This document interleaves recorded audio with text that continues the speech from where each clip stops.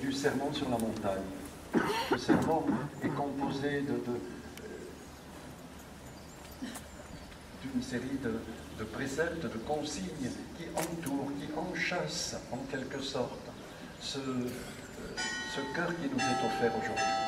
Et même le passage que nous avons pu lire hier, qui saute précisément celui-là, trois consignes de l'aumône, de la prière et du jeûne sont constituées autour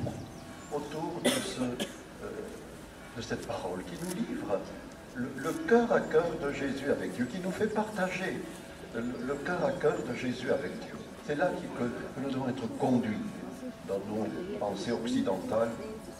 Heureusement, vous venez de partout. Nous voyons les choses les unes après les autres. Et là, au contraire, il faut les voir comme livrant au cœur de la parole la perle que le Seigneur veut nous confier.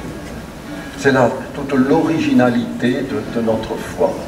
Les préceptes sont les mêmes, grosso modo, dans toutes les religions, pour ceux qui au moins se laissent conduire par la raison et par le bon sens.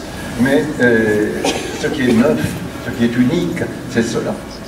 C'est cette intimité d'amour avec le Père, source de toute vie. Je crois que Sainte Marie-Eugénie, dans son œuvre d'éducation, voulait conduire les jeunes, les enfants qui lui étaient confiés à cette intimité, à cette grâce.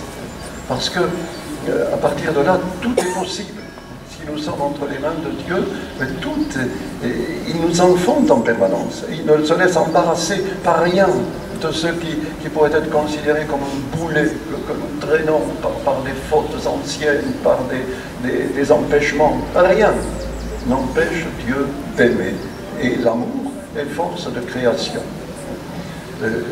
Pour ça, ici, donc, d'une part, il nous livre cette intimité qui l'unit à son Père, et d'autre part, il insiste sur cette consigne du pardon. À partir du moment où le pardon fait son chemin dans nos cœurs, tout est possible, tout. L'éternité s'ouvre sous nos pas. Nous nous réjouissons donc pour tous ces grands moments de l'histoire du monde et de l'histoire de nos vies, où, comme Élie, nous voyons des prodiges. Mais nous nous tromperions si, par exemple, ici à Lourdes, nous nous arrêtions que sur le phénomène extraordinaire de quelques semaines d'apparition. Nous sommes conduits, en fait, à cette intimité d'amour qui est proposée aux petits, aux humbles, à ceux qui veulent se laisser faire par le souffle de l'Esprit. Eh bien, qu'au seuil de ce chapitre, nous puissions redire tout simplement cette prière de Jésus. Abba, Père, je suis ton tout petit, je suis ton enfant. Que tu puisses faire avec moi ce que tu veux.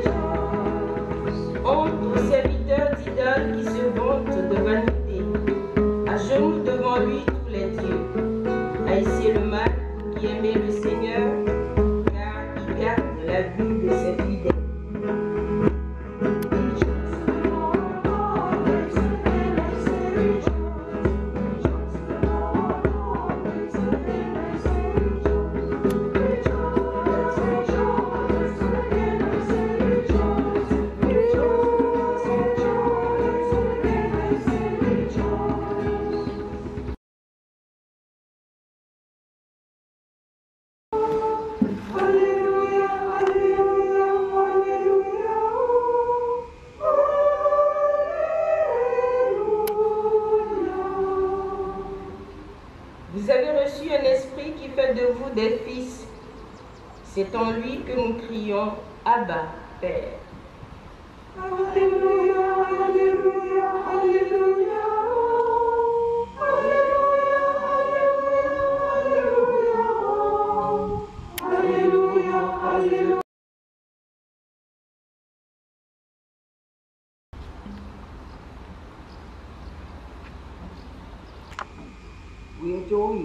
our Lord and God. We adore you, our Lord and God. We adore and praise our God, who reigns above the heavens. He is the Lord of all things, and before him all creation is as nothing. We adore you, our Lord and God. Eternal Father,